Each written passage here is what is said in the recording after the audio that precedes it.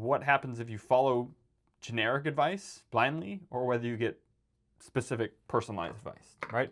So let's use a matrix here. It's our good, bad, more or less matrix. And we'll say, hey, what's the difference between, following generic advice versus personalized planning. So we'll put personalized planning in purple and generic advice in blue, right? And if we do these things, right, certain things might have more bad stuff or less good stuff, or it may add more good stuff or less bad stuff, right? So we have bad on this side, good on this side, more and less. Obviously, more bad is worse, so that's why these are both red. And less good is worse. More good is better. Less bad is also better, right? So these are good boxes. These are not, if that makes sense.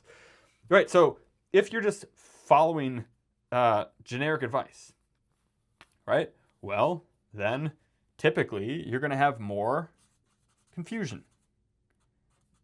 Again, where it's like, hey, this person said this and this person said that. Who do I listen to? I don't know, and it makes it confusing. That's where a lot of people, when they try to do their own planning or try to do a bunch of research, Google a bunch of things, read a bunch of conflicting advice, they end up doing nothing because it's confusing. It's just confusing. Hey, I heard this from this person, I heard this from this person, and I didn't know what to do, right? More second guessing, where even after you've made a decision, if you can get past the confusion and actually make a decision, how confident are you in that decision? Or are you staying up at night thinking about it, right? More mismatched strategies. Mismatched strategy. There we go. Whereas, hey, you're kind of doing this over here with this chunk of money, and you're doing this over here with this chunk of money, and technically they're in conflict with each other. But you don't really realize that because you're trying to follow different advice and the advice itself is in conflict, right? More products. Generally, I find that people who are just getting general advice or advice from people who are not truly experts in everything, because that'd be another thing, right? And that could be a whole nother reason, right? Is the expertise actually comprehensive? Or is this person an expert in product sales? Someone can be an expert in product sales, which is different than financial expert in general, right? And so I know a lot of people who are really good people who sell a lot of really crappy products because they just don't know any better. There's nothing malicious about it. They think it's a great idea, a great strategy, but it's all they know. So more product sales. And I think more of a chance of optimizing, whatever, for the wrong goal. Where you are doing a lot of stuff and you're barking up the wrong tree. It's not actually helping you get to what you want it to do, right? It's not helping you achieve your goals, right? And so the other thing is less good stuff, right? If we're getting generic advice, so we're gonna have less clarity, which is also bad. So it's less good stuff. So clarity is a good thing, but we have less of it following general advice, right? Less confidence. Confidence is a good thing, but we have less of it following generic advice. Less personalization. Right, we're trying to follow target date funds are the ultimate example of just a cookie cutter strategy that you can shovel mass amounts of people into it that all have completely different circumstances, but it's just an easy button, and it's a terrible strategy, right? But it's because you have less personalization doing that way, right? And less alignment with your actual life and dreams. And so that's what following generic advice does, right? If, on the other hand, you're getting personalized planning from experts that actually know you, or at least are giving expert advice to people in your very specific situation, then of course we get more clarity. Because it's very specific to you, right? More confidence, all these good things that we had less of if we got it before. Confidence, there we go. Can't spell. I'm better with numbers. More goal alignment, right? A lot of the advice I give to clients is the same, right? Because there's some of the stuff that's just good good advice that applies to everyone. But sometimes it's different. I might say to this person, do this, and I might say the exact opposite to this person because, again, they have different goals.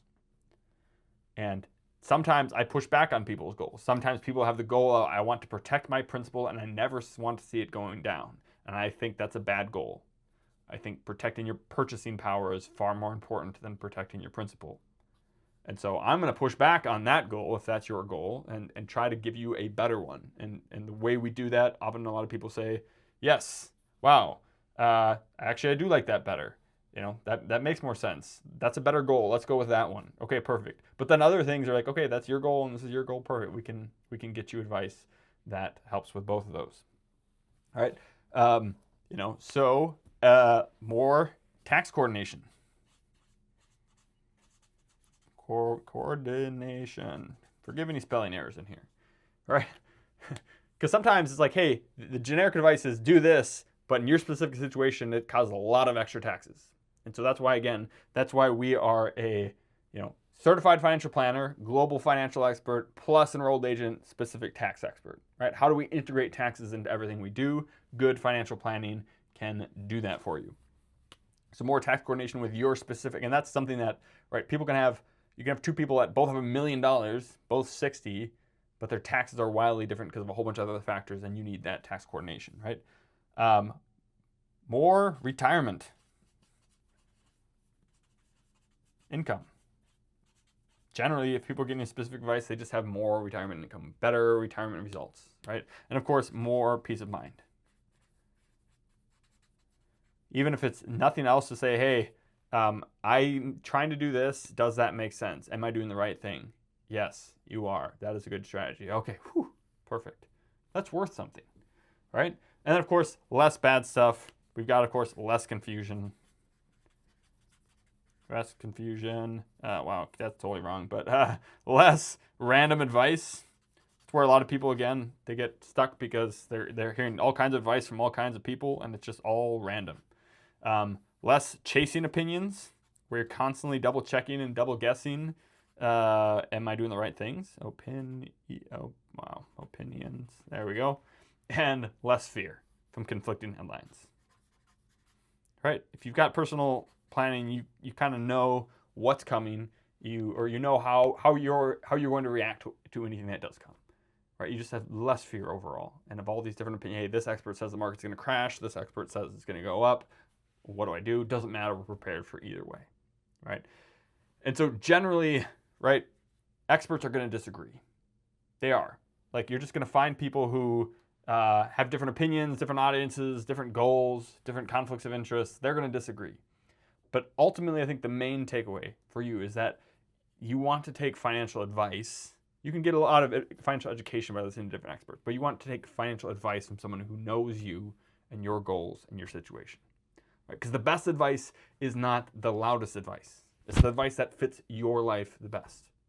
And so if you want to see if your retirement plan has gaps, and if you can, then you can take our free retirement scorecard, which I think we have a link in our thing, or you can go to retirementorship.com/scorecard and see that right in there.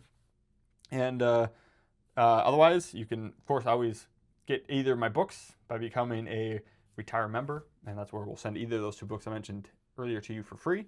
And you can continue to increase your financial acumen from at least one financial expert here who has takes. And you might disagree with some of them, and that's okay. You're wrong. But hopefully that helps and is helpful to you, just to kind of, as you see different people who disagree on different things. Thanks for watching. Stay the course. We'll see you in the next one. Cheers.